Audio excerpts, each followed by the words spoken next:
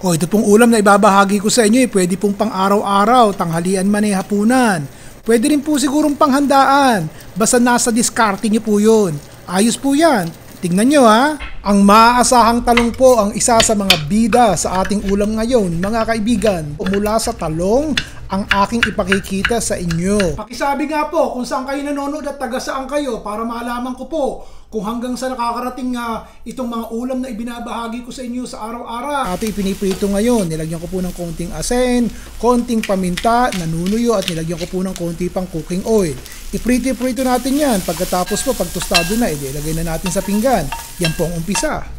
Giniling na baboy, hilaw pong longganisa ang ilalagay natin o bratwurst dito po sa Amerika. Tanggalin po natin ang supot at pagsamahin po natin. Maliit na piraso ng siling pula na hiniwa ko po ng maliliit. Dahon ng celery, 1 soy o kinchay. Ilagay po natin dito sa ating giniling at saka sa longganisa. Pagkatapos, lagyan po natin ng carrots, lagyan po natin ng breadcrumbs, isang itlog, konting asin, at pamintang durog. Lagyan po natin ang ginayat na keso.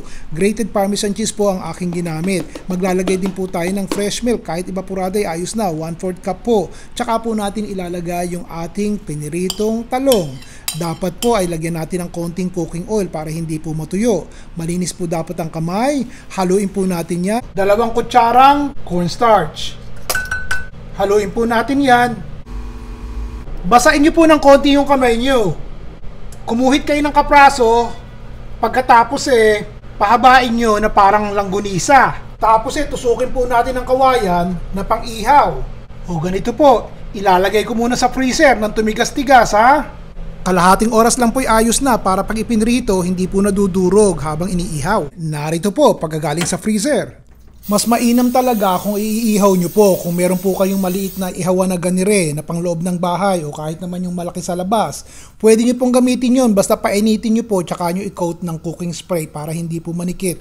Siyempre talong yan, di po ba gusto natin inihaw pero kung wala'y kawali ayos na rin po. I-brush po natin ng konting mantika. Ang pag-iihaw naman po depende sa laki at sa haba ng iniihaw nyo. Basta paikot-ikutin nyo po at siguraduhin yung luto yung loob bago nyo tanggalin sa ating ihawan. Dapat po hindi na nadudurog at matigas na pagsipit nyo nung inyong talong. Kapag malambot pa, ibig sabihin hilaw pa po yun.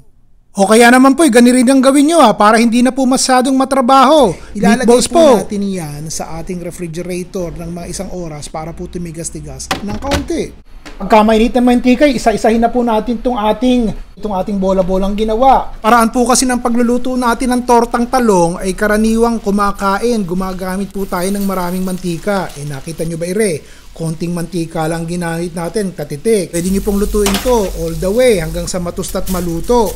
Pwede nyo rin pong ilagay sa air fryer o sa oven, 350 degrees Fahrenheit for about 20 minutes para po talagang maluto. Damihan nyo na po ang ulam na lulutuin nyo kung nagugustuhan yung mga ipinopost ko para minsanan na lang po kayo magluto, tipid sa gasol.